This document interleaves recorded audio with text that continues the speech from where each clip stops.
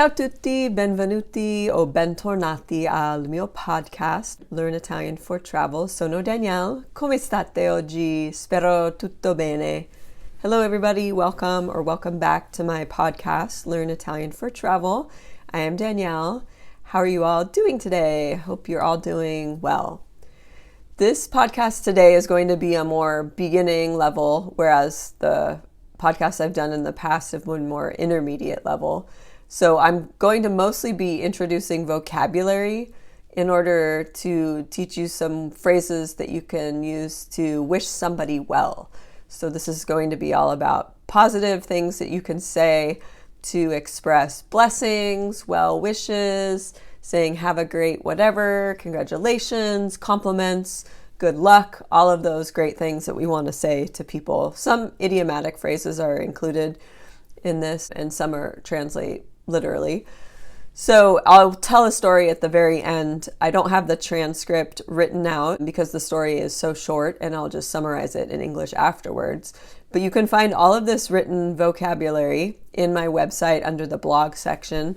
The website is learnitalianfortravel.com. So just look for the title of the podcast, which is Wishing Someone Well, and you'll find everything written down there for those of you that like to see grammar written down. So as always, I recommend after I say the word, repeating it a couple of times. It's super important as you're learning a language to say the word yourself. If you don't say it, it's going to be always a foreign word that sounds weird coming out of your own mouth.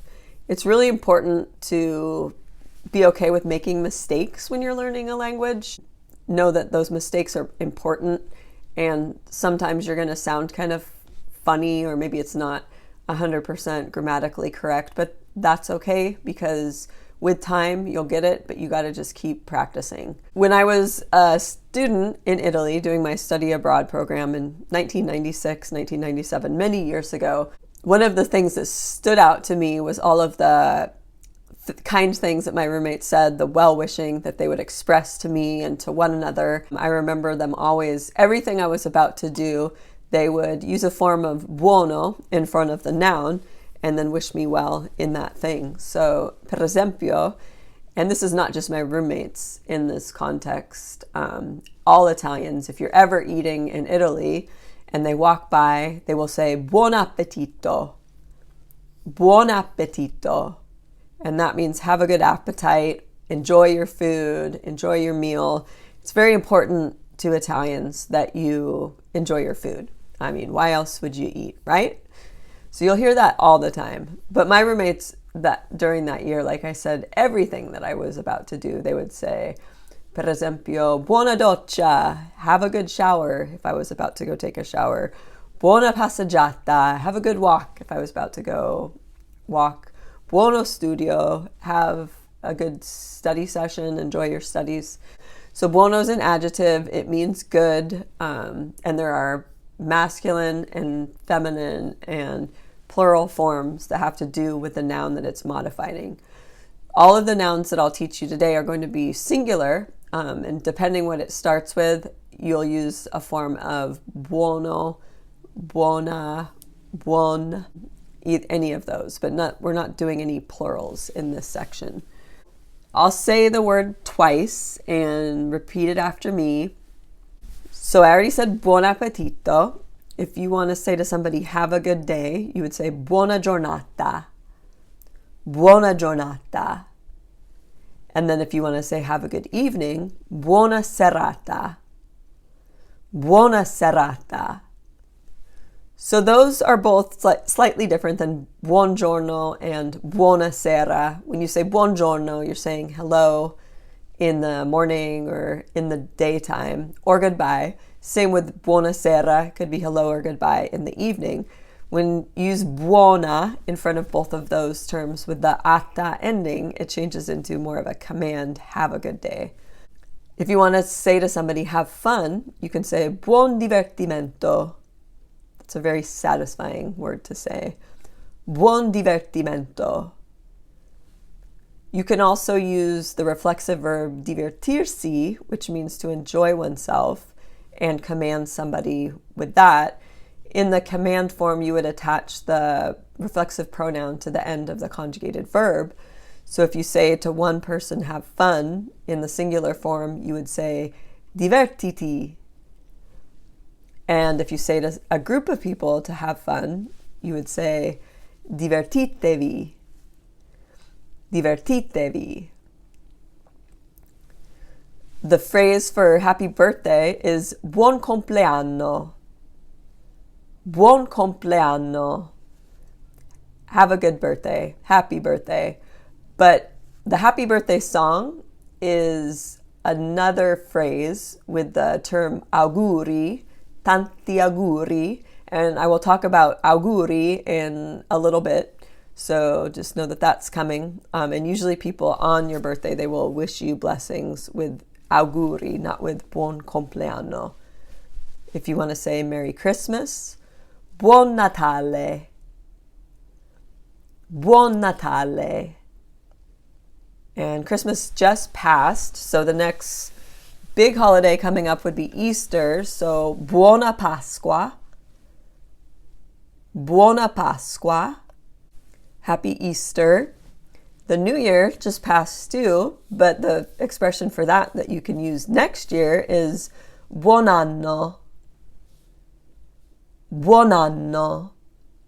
You could also say buon anno nuovo. Buon anno nuovo, with the nuovo meaning new, happy new year. So there are many more things that you can say with buono. I'm going to stop there, but just know that if you want to wish somebody well, you just take the noun and you modify buono in accordance with that noun. In English, we say good luck a lot, and the phrase good luck in Italian is buona fortuna, but it's considered a bit of bad luck if you say good luck with that term, buona fortuna. So I want to talk about the phrase that you do use in Italian instead of saying buona fortuna. You would say in bocca al lupo. In bocca al lupo. In English, we have the term break a leg because it's considered bad luck before a performance to say good luck. So we have the same sort of thing. In Italian, in bocca al lupo means literally in the mouth of the wolf. And so the correct response to that phrase is crepi il lupo. Crepi il lupo. And that means may the wolf die. So it sounds a little morbid and a little intense, but if you consider the wolf as not a real animal, but the wolf is a thing that you're sort of afraid of, that's what is inducing this captivating feeling before your performance. The wolf dying is meaning that you surpassed that fear and that you did well and that you had success. Although some people might just say grazie, which we know is thank you. And if somebody says grazie, I feel like they understand that the response would be may the wolf die, crepi il lupo. But as you know, or might not know, wolves also, mama wolves, carry their young in their mouths. And so if you're in the mouth of the wolf, maybe that's a good thing. Maybe the wolf is actually protecting you and carrying you to a safer spot and supporting you. So then you would consider that a positive connotation being in the mouth of the wolf, not a fearful situation. And so grazie there would be appropriate. Okay, andiamo avanti. If somebody does a good job, you can say simply bravo. And bravo is, like buono, is an adjective. So it's going to be modified in accordance to the person that you're saying it to. So bravo would be the masculine singular ending that you would say to a guy. Brava to a girl. Bravi to a group of people, either girls and guys or all guys. And then brave to a group of all girls. And you might have heard this at performances. When somebody finishes, people might stand up, bravo, bravo. It's a positive way to say good job, but it means that somebody did well. So that's why you would say it based on how they performed, bravo. Buono actually has to do more with inherent qualities of goodness, just so you know that distinction. I do have a video on YouTube that talks about buono and bravo and the adjective bello and when to use each of those in different situations because they are all different. La prossima parola, the next word, if you want to say congratulations to somebody when they've achieved a goal or are deserving some recognition for something that they've done, the word is similar, it's a cognate, similar to the word in English. You can say congratulazioni, congratulazioni. And then if you want to give somebody compliments, this is another cognate, you can say complimenti, complimenti. And you would say this, not necessarily when somebody has achieved a goal or deserves recognition, but just if you want to express admiration for someone for any reason. Maybe you like their outfit, or maybe you like something that they've done, but it's a little bit different in that way. And the story that I'm going to tell is actually about that word complimenti, which I will tell after I introduce all of these words. The next word I've already mentioned is auguri. Auguri. So the translation is blessings or best wishes, and like I said, it's used in communicating happy birthday. In Italian, the happy birthday song doesn't use buon compleanno, it uses tanti auguri. So you would sing tanti auguri a te, tanti auguri a te, and you all know the rest of the song, and I'm not a great singer, so I won't sing the whole thing, but just know that that is used often on birthdays. So you can also modify auguri by saying auguroni, auguroni, and that means the same thing, lots of blessings. If you see one on the end of a noun, it means more of that thing. If you see issimo on the end of an adjective or an adverb, it means more of that thing. So if you said bravissimo at the end of a performance, you would be saying that that person did really, really well. An excellent job, where bravo is more like great job.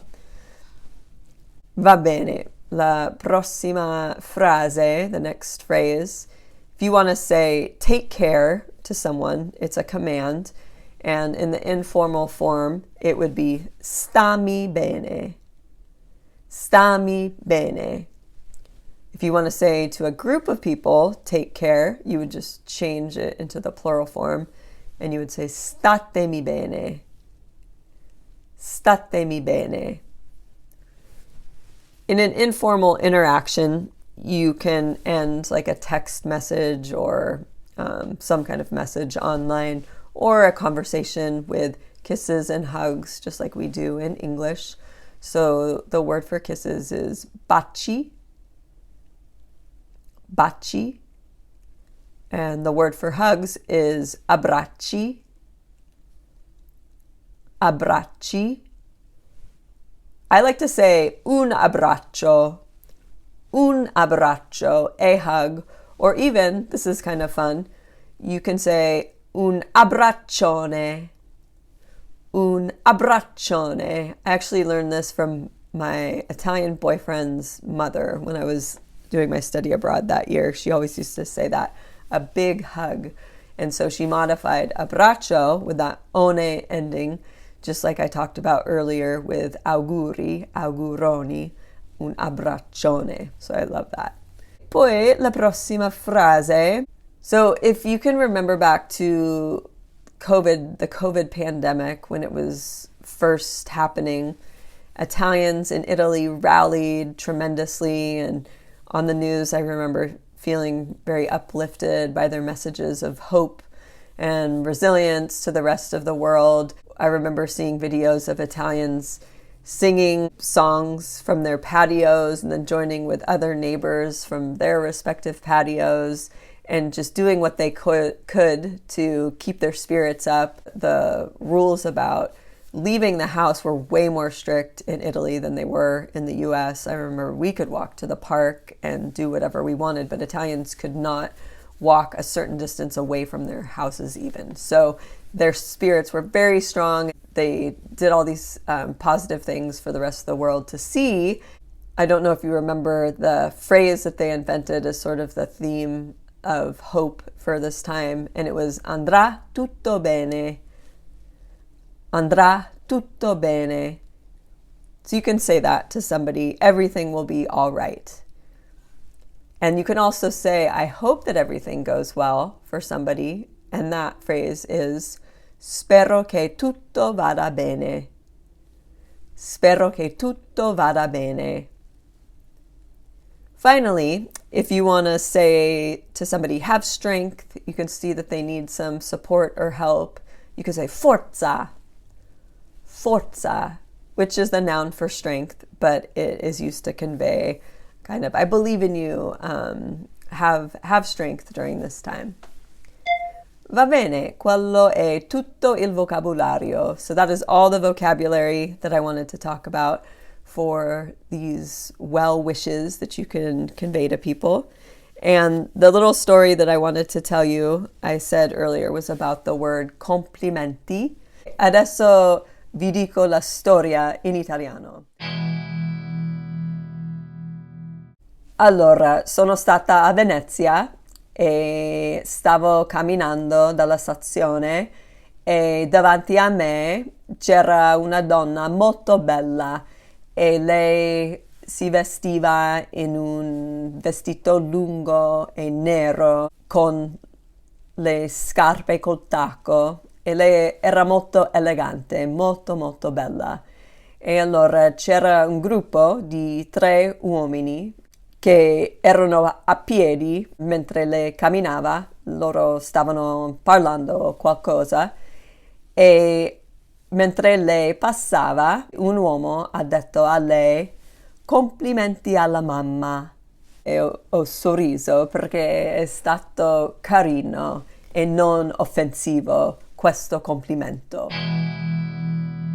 So what I said, if you didn't understand, was that there were a few men standing on the side of the road while this woman walked by. She had a long dress on, black dress on, and high heel shoes, and she was very, very beautiful. And what they said to her when she walked by was compliments to your mom.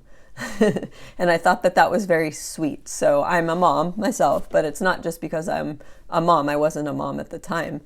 I just thought it was a great way to give a compliment. Like, great jeans, tell your mom she did a good job, something like that. So, allora, grazie mille per la vostra attenzione oggi. I hope that these words help you. And I hope that you're able to wish each other well in many ways. And when you get to Italy, you'll understand these phrases and you'll be able to communicate them back to people. Alla prossima. Grazie. Ciao.